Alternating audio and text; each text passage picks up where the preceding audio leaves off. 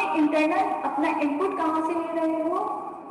Input stage में आप अपने इंटरनल इन्वायरमेंट की इंफॉर्मेशन कहाँ से ले रहे हैं और आप अपने एक्सटर्नल इन्वायरमेंट की इंफॉर्मेशन कहाँ से ले रहे हैं? तो वो इंटरनल इन्वायरमेंट की इंफॉर्मेशन लेने के लिए कौन से टूल्स यूज करते हैं हम? ये टूल्स हम जो है क्लास में पढ़ चुके हैं, इंटरनल फैक्टर एवल्यूशन मैट्रिक्स। आप क्या कर रहे हैं, आपकी ऑर्गेनाइजेशन की स्ट्रेंथ क्या है, आप उसका शॉर्ट एनालिसिस कर रहे हो, आपकी इन्वायरमेंट की स्ट्रेंथ जो है वो क्या है, आपके पास आपके कितने रिसोर्सेज मौजूद हैं, आपके पास आपके कितना ह्यूमन कैपिटल मौजूद है, आपके पास कितनी इन्वेस्टमेंट मौजूद है। That is called the IFE matrix. Okay, इसको मैं यहाँ पर रिपीट नहीं कर रही स्टूडेंट्स, क्या होता है। देन जब हम एक्सटर्नल फैक्टर इवैल्यूएशन की बात कर रहे थे, external factor evaluation means that जो आपके पास आपके सारे एक्सटर्नल फैक्टर्स मौजूद हैं, जैसे कि एक्सटर्नल एनवायरनमेंट आपके पास मौजूद होता है, तो एक्सटर्नल फैक्टर्स जितने भी मौजूद हैं आप अब उसकी क्या कर रहे हो, इवैल्यूएशन कर रहे हो, उसके जो है आप जानने की कोशिश कर रहे हो कि एक्सटर्नल जो है वो आपके पास कौन कौन से मौजूद हैं। देन फिर हम बात करते हैं कॉम्पिटिटिव प्रोफाइल मैट्रिक्स की। आपका जो कॉम्पिटिटर है, आपका जो राइवल है, वो राइवल जो है वो किन रिसोर्सेज के साथ जो है मार्केट में मौजूद है, उसके एडवांटेजेस क्या है, उसकी डिफरेंशिएशन क्या है, उसकी यूनिकनेस क्या है, आप जब इन चीजों के ऊपर डिस्कस कर रहे हो तो that is called the competitive profile matrix. Then हम नेक्स्ट पे बात करते हैं स्टूडेंट कि इनपुट स्टेज में हम जो है बेसिक इन्फॉर्मेशन कर रहे हैं और हम क्वांटिफाई कर रहे हैं अपने पास अपने प्रोसेस को कि कौन सी इन्फॉर्मेशन जो है वो हमारे लिए जरूरी है। अब हम नेक्स्ट स्टेज की बात करते हैं, that is a very important stage.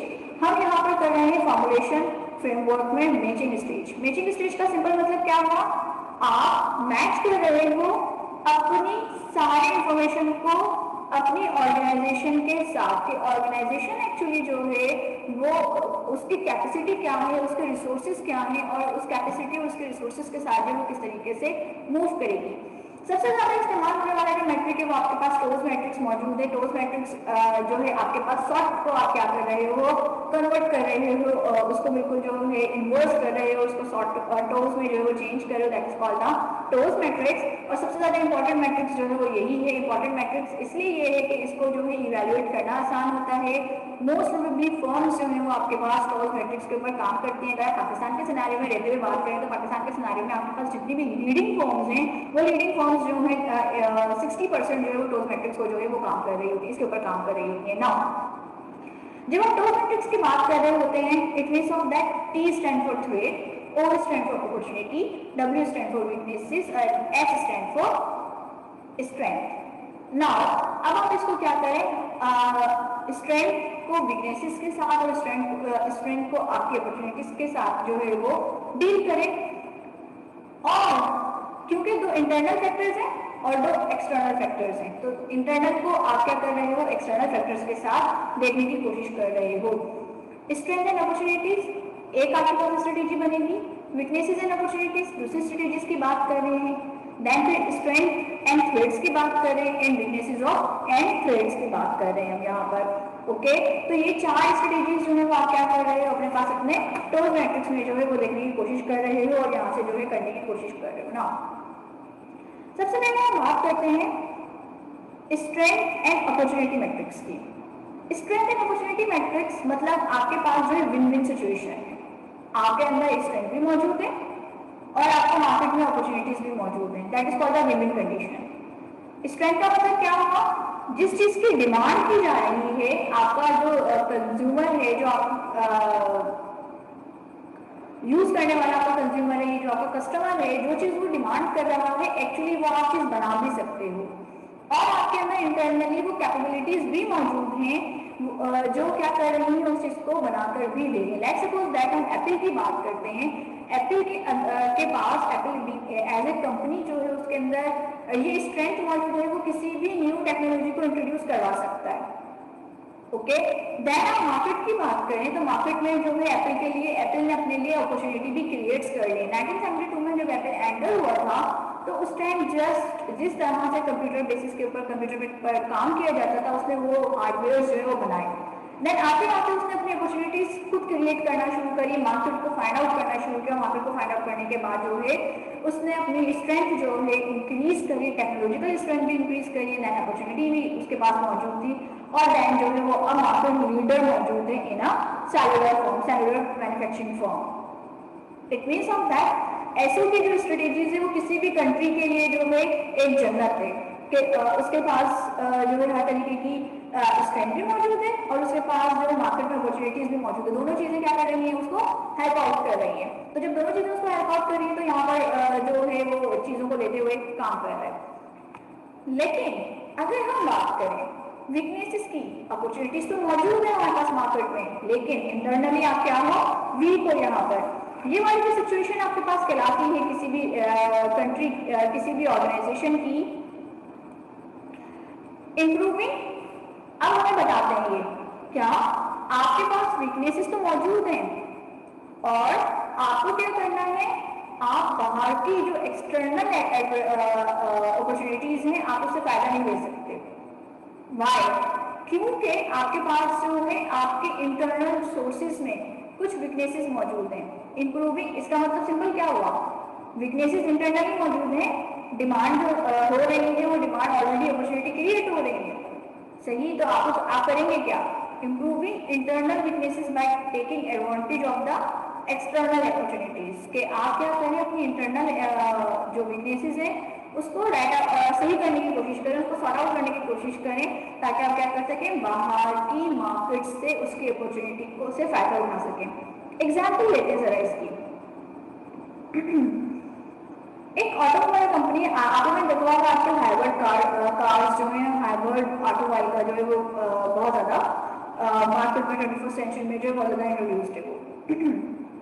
एक कंपनी है, वो कंपनी हाइब्रिड कार बनाती है और उसको चार्ज करना होता है। अब क्वेश्चन इज दैट पाकिस्तान की इकोनॉमी में रहते हुए हाइब्रिड कार की अपनी डिमांड मौजूद है, लेकिन वो चार्ज कैसे होगी। हमारा जो कंज्यूमर है, हमारी जो इकोनॉमी है या जो हमारा जो सिनेरियो है, ये बात कहता है कि यहाँ पे तो कंज्यूमर जो एक लोकल कंज्यूमर है उसकी भी नीड फुलफिल नहीं हो रही, या फिर जो है एक जो मैन्युफैक्चरर है जिसको जो एनर्जी की जरूरत है, पावर एनर्जी की जरूरत है, उसकी नीड पूरी नहीं हो रही। तो एक हाइब्रिड कार आप इस तरीके से जो है वो बनाएंगे और एक हाइब्रिड कार जो है वो मार्केट में लेकर आएंगे। इट मीन्स ऑफ दैट आपके पास वीकनेस मौजूद है, मार्केट में हाइब्रिड कार की जो है वो नीड है, लेकिन आपके पास ऑलरेडी वीकनेसेस मौजूद है। अब कंपनी क्या करेगी, या तो वो एक्वायर करे किसी एक ऐसी फर्म के साथ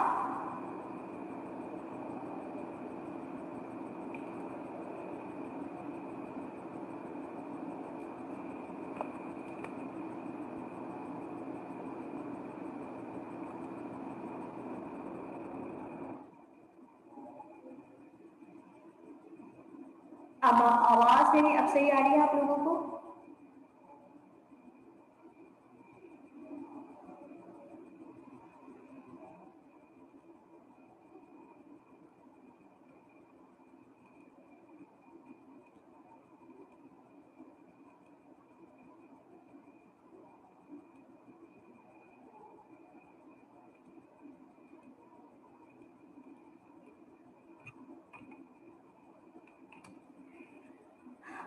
अब हाइब्रिड कार की जो आपके पास एग्जाम्पल है वो सिंपल क्या है, आपके पास अपॉर्चुनिटी मौजूद है, लेकिन आपकी फर्म के अंदर जो इतनी कैपेसिटी मौजूद नहीं है कि वो उस जो अपॉर्चुनिटी है या जो वो डिमांड है उस डिमांड को फुलफिल कर सके। ओके, जब वो उस डिमांड को और उस अपॉर्चुनिटी को फुलफिल नहीं कर पाते तो इट मीन्स ऑफ दैट कि ऑर्गेनाइजेशन के अंदर इंटरनली वीकनेसेस मौजूद हैं। क्वेश्चन यहाँ पे ये खड़ा होता है, अब वो इन चीजों को या जो प्रॉब्लम्स आ रही है, प्रॉब्लम अराइज हो रही हैं, उन प्रॉब्लम्स को किस तरीके से सॉर्ट आउट करें। अब यहाँ पर ये क्वेश्चन खड़ा होता है कि वो प्रॉब्लम जो है किस तरीके से खत्म की जाएंगी। तो उसका तरीके का स्ट्रेटेजिक मैनेजमेंट में क्या आएगा, या तो जो है आप अपने एम्प्लॉयज को वेल ट्रेन करो, वो न्यू टेक्नोलॉजी जो है लेकर आओ, अपने पास लेकर आओ। अगर आपके पास पूरी कैपेसिटी मौजूद है, आपके पास अपना कैपिटल फॉर्मेशन मौजूद है, आपके पास अपनी लिक्विडिटी मौजूद है, क्या वो टेक्नोलॉजी जो है वो एक्वायर कर सकते हो, तो वो टेक्नोलॉजी अपने पास लेकर आओ, अपने लोगों को जो है वो ट्रेन करो, और उनको ट्रेन करने के बाद जो है डिफरेंट प्लेसेस के ऊपर जो है आप अपने स्पॉट बनाओ कि आपकी जो कार्ड्स हैं वो चार्ज हो सके। पहला इसका सोल्यूशन ये है। दूसरा, इसका मतलब ये जो आपने अपने लोगों को ट्रेन किया, ये आपके पास एक स्ट्रेटेजिक मूव था कि आप अपने वीकनेसेस के ऊपर जो है वो आपने वहां पर काबू पा लिया। लेकिन अगर आपके पास जो है आपकी इतनी कैपेसिटी मौजूद नहीं है, आपकी फर्म में इतनी लिक्विडिटी मौजूद नहीं है, इतना कैपिटल मौजूद नहीं है, तो एक्चुअली आप क्या करोगे, किसी फर्म के साथ एक्वाइर कर लो, मतलब उस फर्म को एक्वाइर कर लो, उसके साथ मर्जर कर लो, उसके साथ आप मर्जर करोगे तो आप उसकी टेक्नोलॉजी को मतलब सेम मर्जर करो ताकि उसकी टेक्नोलॉजी से जो आप क्या कर सको, फायदा उठा सको। ओके, तो that is called the weakness opportunity, weakness opportunity strategies. ठीक है, वीकनेस अपॉर्चुनिटी स्ट्रेटेजीज में आप क्या कर रहे हो, अपनी जो अपने अंदर की जो वीकनेसेस हैं और अपने बाहर की जो अपॉर्चुनिटीज है उसको अंडरस्टैंड करने की कोशिश कर रहे हो, देन फिर इंटीग्रेट कर रहे हो, देन फिर आप देख रहे हो कि आपको कौन सी जो है स्ट्रेटेजी जो है आपके लिए ज्यादा यूजफुल साबित होगी। That is called the WO strategies. Got it my point. Number 3 पे जाते हैं स्टूडेंट। नंबर 3 पर हमारे पास मौजूद है strength and thread strategies. Strength का मतलब क्या हुआ, मेरे पास स्ट्रेंथ मौजूद है, ओके, मेरी ऑर्गेनाइजेशन के अंदर स्ट्रेंथ मौजूद है, लेकिन बाहर के एनवायरनमेंट में जो है बहुत सारे थ्रेड्स मौजूद हैं। इसकी मैं आपको बहुत आसान एग्जांपल और बहुत अंडरस्टैंडेबल एग्जांपल देती हूँ आप लोगों को। जैसे कि डीवीडी होते हैं, एक जो है रेयर डीवीडी होती है उसकी कॉपी आराम से बनना शुरू हो जाती है। ठीक है, अब जो है एक्सटर्नल एनवायरनमेंट में जो पायरेटेड बुक्स आ रही है या पायरेटेड डीवीडीज आ रही है, वो पायरेटेड डीवीडीज जो है वो मूवी मेकिंग है, 3D मेकर्स जो कंपनीज हैं उन कंपनीज के लिए जो है वो क्या है, आपके पास थ्रेड है, वो 3D पे काम कर सकते हैं, वो 4D पे, इवन क्या 8D पे काम करने लगे हैं, 8D के ऊपर वो काम कर सकते हैं। उनके अंदर एक इंटरनल ऑर्गेनाइजेशन के अंदर जो है ये स्ट्रेंथ मौजूद है, लेकिन बाहर का जो एक्सटर्नल एनवायरनमेंट है वो आपको क्या कर रहा है, कंटिन्यूसली थ्रेड दे रहा है। इवन के मैं आप लोगों को न्यू नंबर देती हूँ, जापानीज एंड कोरियंस जो है पहले तो सिर्फ पायरेशन के लिए, अगर पायरेटेड की बात की जाती थी तो पायरेटेड में इंडिया का नाम सबसे पहले आया करता था कि वहाँ पर इजीली डीवीडी पायरेट हो जाती हैं या बुक्स भी पायरेट हो जाती हैं। लेकिन अब जापानीज की जो इमर्जिंग इकोनॉमीज हैं या जितनी भी कोरियन इकोनॉमी है, ये जो है सबसे ज्यादा कारोबार किसके ऊपर कर रहे हैं, आपके पास इलीगल पैटर्नशिप के ऊपर काम कर रहे हैं। इसका मतलब है पायरेशन जो है या पायरेटेड काम जो है वो ज्यादा होने लगा है, जिसकी वजह से जो है सबसे ज्यादा जो हिट हो रही है इकोनॉमी वो अमेरिका की इकोनॉमी हिट हो रही है, और आपके पास आपकी यूके की इकोनॉमी जो है वो सर्वाइव कर रही है because of that threat. Now सबक करते हैं इसको, using firm strength to avoid और reduce the impact of external threat. Using firm strength as mean that firm की स्ट्रेंथ, आप फर्म की स्ट्रेंथ यूज करो जो बाहर के एक्सटर्नल थ्रेड में उन थ्रेड को कम करने के लिए। ओके, तो that is called the ST strategies. ये जो स्ट्रेटेजीज है, इट मीन दैट हम यहाँ पर काम क्या कर रहे हैं, हम एक्सटर्नल थ्रेड को रिड्यूस करते हैं। अगर हम WO की बात करें तो यहाँ पर हम क्या करते हैं, इम्प्रूव करते हैं अपने अंदर की वीकनेसेस को। ओके, WO में हम इम्प्रूव करते हैं, ST में हम जो है अवॉइड करते हैं, और WD में हम क्या करते हैं, डिफेंसिव हो जाते हैं।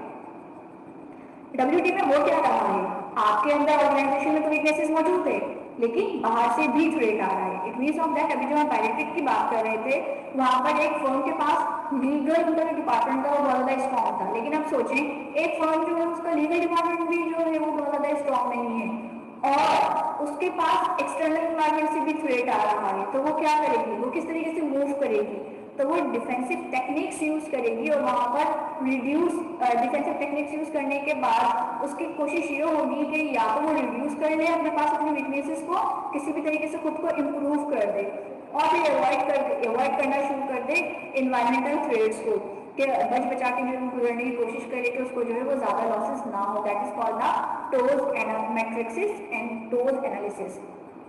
अब ये करते कैसे हैं, एक्चुअली हमने यहाँ पर अंडरस्टैंड किया कि टोज मैट्रिक्स को क्या कर रहे हैं, हम 4 मैट्रिक्स में कन्वर्ट कर रहे हैं। एक्सटर्नल अपॉर्चुनिटीज लिख रहे हैं, एक्सटर्नल थ्रेड निकाल रहे हैं, इंटरनल स्ट्रेंथ लिख रहे हैं और इंटरनल वीकनेसेस निकाल रहे हैं। डेवलप कर रहे हैं, इस डेवलप करने के लिए आप क्या कर रहे हो, इस पूरे मैट्रिक्स को इस्तेमाल कर रहे हो। अपॉर्चुनिटीज वर्टिकली आपने स्ट्रेंथ ली है, लिस्ट कर रहे हैं आप अपनी स्ट्रेंथ को, देन फिर वीकनेसेस को लिस्ट करेंगे और वहां पर आप क्या कर रहे होंगे, इन दोनों को मैच कर रहे होंगे कि एक्चुअली ये हमारे पास स्ट्रेंथ है और एक्चुअली ये हमारे पास अपॉर्चुनिटी है, तो इन दोनों के बिहाफ पर हम कौन सी स्ट्रेटेजीज जो है वो डेवलप कर सकते हैं और इन स्ट्रेटेजीज के थ्रू जो है वो हम काम कर सकते हैं। That is called the TOWS matrix. Third matrix की सेकंड मैट्रिक्स की तरफ जाऊंगे students, that is called the space matrix. लेकिन मैं आप लोगों को 30 सेकंड्स देती हूँ, अगर किसी ने मुझसे क्वेश्चन पूछना है तो you can ask me please.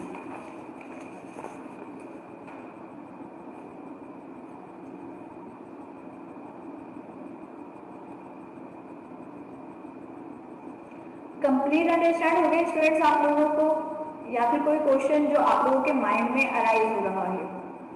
क्योंकि ये जो टोस मैट्रिक्स है, या एक टोस मैट्रिक्स और दूसरा बीसीजी मैट्रिक्स, ये आपके एग्जाम्स में सबसे ज़्यादा आता है। जब आप इसको डिफाइन कर रहे होते हो तो इसके साथ साथ आप अपने पास अपने एग्जाम्पल ज़रूर देते हो, जैसे कि मैंने समझाते हुए आप लोगों के एग्जाम्पल्स मैनेज किए हैं कि इसके साथ अगर इस तरह की सिचुएशन हो तो हम ये करेंगे और इस तरह की सिचुएशन हो तो हम ये करेंगे, तो आप एग्जाम्पल्स भी साथ मैनेज करते हैं स्टूडेंट्स। अगर कोई क्वेश्चन है तो प्लीज़ आस्क मी, देन फिर मैं जो है स्पेस मैट्रिक्स की तरफ जाऊंगी। अगर कोई क्वेश्चन नहीं है तो मैं ये समझूंगी कि हाँ मैं बहुत अच्छी लोरी दे रही हूँ बाय द वे आप लोगों को। नहीं मिस आगे समझ। नाजिया म्यूट कर दूं मैं आपको?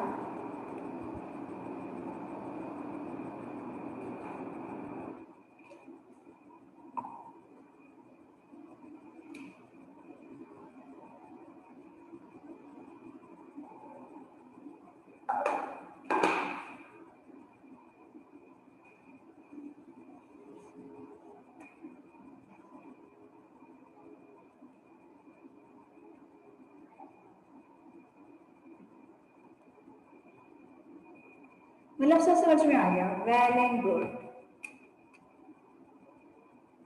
मुझे अपने को बिल्कुल भी इतना जो है ना,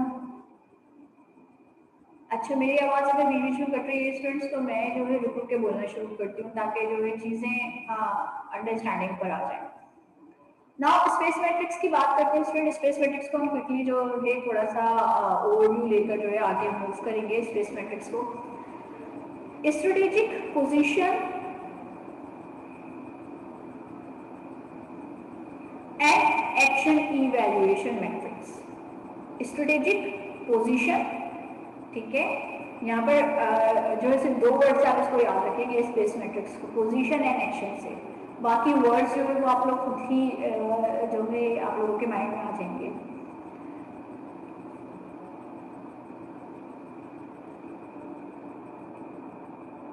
स्ट्रेटेजिक पोजीशन एंड एक्शन, कहाँ पर आप पोजीशन लोगे और किस टाइप का जो है एक्शन सजेस्ट करोगे खुद को कि मेरी ये एप्रोप्रिएट स्ट्रेटेजीज, जैसे कि हम aggressive, conservative, defensive and competitive strategies की बात कर रहे हैं, एक्चुअली मेरी पोजीशन मार्केट में है क्या? क्या मैं सर्वाइविंग कंडीशन पर हूँ? अगर मैं सर्वाइवर हूँ तो सर्वाइवर करते टाइम जो है मैं डिफेंसिव पे चला जाऊंगा। लेकिन अगर एक ऑर्गेनाइजेशन उसके पास यूनिक एडवांटेज मौजूद है तो यूनिक एडवांटेज में वो कॉम्पिटिटिव स्ट्रेटेजीज पे जो है ना बात कर रही होगी, और मतलब यूनिक एनवायरनमेंट मौजूद है। अगर उसके पास मार्केट शेयर अच्छा खासा है, उसका कॉर्पोरेट फ्रेमवर्क जो है वो मार्केट शेयर पर बात कर रहा है और उसको लग रहा है कि उसका मार्केट शेयर बहुत ज़्यादा है, तो वो कहाँ पर जाएगी? एग्रेसिव पर रहते हुए जो है ना वो बात कर रही होगी। तो that is called the space matrix. Space matrix में हमने ये स्पेस मैट्रिक्स अगर मैं आप लोगों को रिकॉल करवाऊँ तो जब हम एक्सटर्नल एनालिसिस कर रहे थे तो वहाँ पर हमने स्पेस मैट्रिक्स को जो है देखा था कि स्पेस मैट्रिक्स जो है वो इस तरीके से काम कर रहा होता है।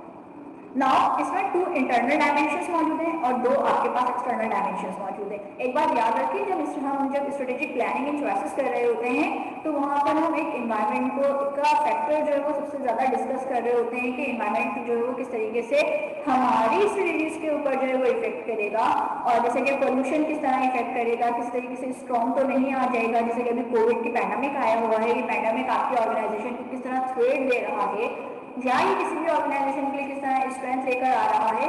तो यहाँ पर आप क्या कर रहे हो? अपने इन्वायरमेंट को भी डिस्कस कर रहे हो। और आप लोगों को एक इंटरेस्टिंग बात बताओ, पूरी जो हमारी तकरीबन 196 कंट्रीज हैं उसके अंदर सिर्फ 2 कंट्रीज ऐसी हैं, रशिया एंड चाइना, जिन्होंने इस बात को प्रैक्टिकल इम्प्लीमेंट किया हुआ है कि आप जो पोल्यूशन जनरेट कर रहे हो इन्वायरमेंट के अंदर उसकी रिपोर्ट आप पब्लिक करोगे। इट मीन्स ऑफ दैट अपने इन्वायरमेंटल रिस्पॉन्सिबिलिटीज जो है वो भी आप कवर करोगे। और ये 2 ही कंट्रीज मौजूद हैं, China and Russia. Anyways, internal dimension यहाँ पर मौजूद है, फाइनेंशियल स्ट्रेंथ मौजूद है एंड कॉम्पिटिटिव एडवांटेजेस मौजूद है। आपकी फाइनेंशियल स्ट्रेंथ सबसे ज्यादा इंपॉर्टेंट है कि लिक्विडिटी कितनी है आपके पास, आपका रिटर्न ऑफ इन्वेस्टमेंट कितना है, आपके पास एसेट्स कितने हैं, क्विक एसेट्स कितने हैं एक्चुअली आपके पास, देन आप जो है आपकी इन्वेस्टमेंट का सिनेरियो जो है वो क्या होता है, आपकी लेंडिंग कितनी है, आपके बॉरोवर्स कितने हैं, फिर इसके बाद कॉम्पिटिटिव एडवांटेज की आप बात कर रहे हो तो आपकी यूनिकनेस को आप यहाँ पर डिस्कस कर रहे होते हो, एनवायरमेंटल स्टेबिलिटी को डिस्कस कर रहे होते हो और इंडस्ट्री स्ट्रेंथ को आप यहाँ पर डिस्कस कर रहे होते हो। ओवरऑल स्ट्रेटेजिक पोजीशंस जो है जब आप इसको डिस्कस करते हैं तो इन चारों को नाम दे देते हैं एक उसके स्पेसिफिक वेरिएबल के साथ। It means of that space matrix में आपके पास जो फाइनेंशियल स्ट्रेंथ भी मौजूद है, फाइनेंशियल, अगर आप फाइनेंशियल की बात कर रहे हो तो financial strength, competitive advantage, environmental strength and investment strength. अब आप अपना स्पेस मैट्रिक्स जो है वो डेवलप कर रहे हो। स्पेस मैट्रिक्स डेवलप करने के लिए आप ये देखो तकरीबन आप 6 टेक्निक्स यूज करते हो। एक है आपके पास EFE matrix, it means of that external factor evolution. External factor किस तरह जो है ना इवेल्युएट हो रहे हैं स्पेस मैट्रिक्स के अंदर, आप इसकी रैंकिंग करोगे, इसकी वेटेज दोगे, इसकी वेटेज देने के बाद आप इसका जो है एक वेटेज देने के बाद जो है आप इसको एक रैंक दे रहे होगे।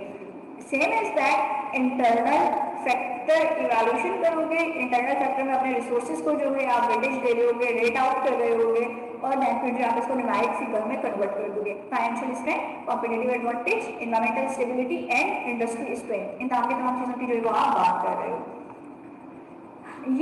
ये जो चीज है ये मैं आपको जो है क्लास में खड़े होकर बड़े समझा चुकी थी कि आप न्यूमेरिकल फिगर्स में किस तरीके से कन्वर्ट करोगे। वहाँ पर मैंने आप लोगों को कैलकुलेशन आई थिंक सो करके दिखाई थी जहाँ तक मेरी मेमोरी काम कर रही है। वेरिएबल आपने सिलेक्ट कर लिया अपने और फिर न्यूमेरिकल रैंकिंग कर रहे हो। 1+1 जो है आपकी लोएस्ट है और 6 जो है वो आपके पास बेस्ट है। आप न्यूमेरिकल नंबर असाइन कर रहे हो, न्यूमेरिकल नंबर को असाइन करने के बाद जो है आप उनको वेटेज दे रहे हो, ठीक है। और इस पूरे प्लॉट को आप ड्रॉ कर रहे हो अपने पास अपने ग्राफिकल सिचुएशन में। नाउ ग्राफिकल सिचुएशन में जब आप इसको कर रहे होते हो तो इंटरनल स्ट्रेंथ में जब आप पोजीशनिंग ले रहे होते हो तो ये तमाम के तमाम फैक्टर्स हैं जिसको आप डिस्कस कर रहे हो। रिटर्न ऑन इन्वेस्टमेंट को डिस्कस कर रहे हो, लेवरेज को डिस्कस कर रहे हो, लिक्विडिटी को डिस्कस कर रहे हो, वर्किंग कैपिटल को डिस्कस करते हैं, कैश फ्लो को डिस्कस करते हैं कि कैश फ्लो आपके पास अगर वर्स्ट है तो आप इसको जो है +1 दे रहे हो, लेकिन अगर आपके पास एवरेज है तो आप +5 तक जाओगे इसको देने के लिए, +4 तक जाओगे और बेस्ट है तो 6 तक जाओगे। Ease of the exist from market, आप मार्केट से कितनी जल्दी जो है वो एग्जिट कर सकते हैं, रिस्क कितना इन्वॉल्व है। मेरे ख्याल से तमाम वो चीज़ें हैं जो कि बिजनेस स्टूडेंट्स के फिंगर टिप्स पर होती हैं, तो मुझे नहीं लगता है कि मुझे जो है वन बाय वन करके सबको समझाने की ज़रूरत है। Return on investment you know very well, leverages आपने फाइनेंशियल मैनेजमेंट में पढ़ा हुआ है, लिक्विडिटी आप लोग फाइनेंशियल मैनेजमेंट में पढ़ चुके हो, वर्किंग कैपिटल, कैश फ्लो, ये दोनों चीज़ें जो है फाइनेंशियल अकाउंटिंग में देख चुके हैं आप लोग। Ease of exist from market, इसको आप जो है देख चुके हैं, risk involved in a business. तो ये टर्म्स जो हैं ये आप लोगों के लिए बिल्कुल भी नई नहीं है।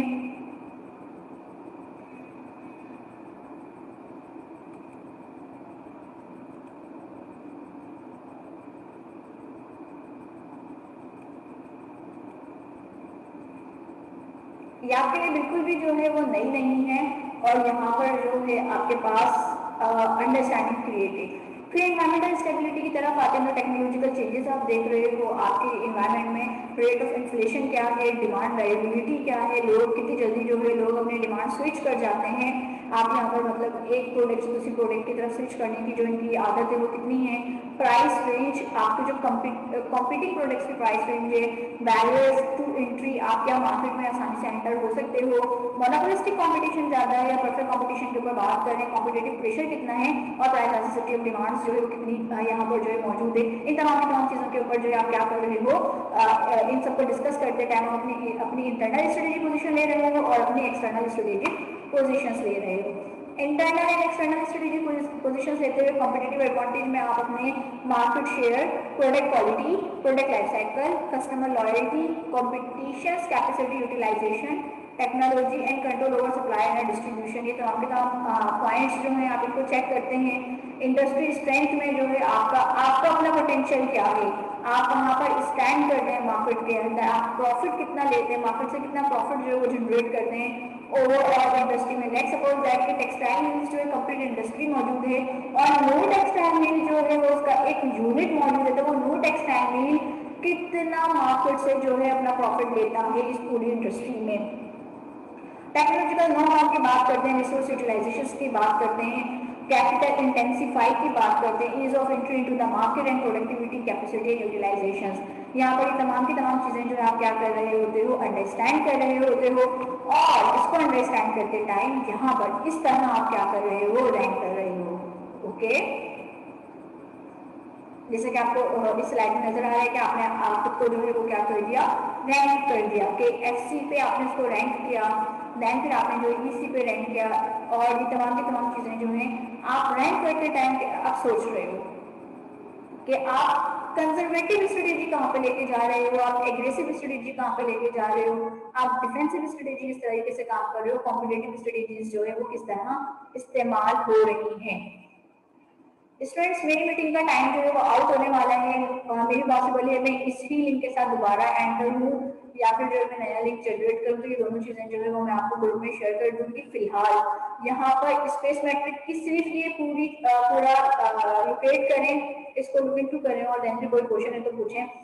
और मेरे पास बहुत सारे क्वेश्चन निकल रहे हैं इसमें से, ठीक है। अगर आप लोग चाहेंगे तो हम कन्वर्सेशन क्लास करके मैं इसको जो है आप लोगों से पूछ सकती हूँ बाय द वे कि backward forward horizontal integration aggressive में किस तरह से काम करेंगे।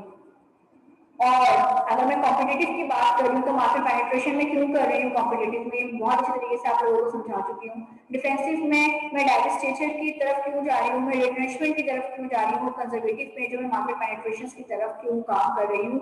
ये मेरे क्वेश्चंस होंगे आप लोगों की तरफ, तो थोड़ा सा जाग जाए अगर सोई की कंडीशन में है तो।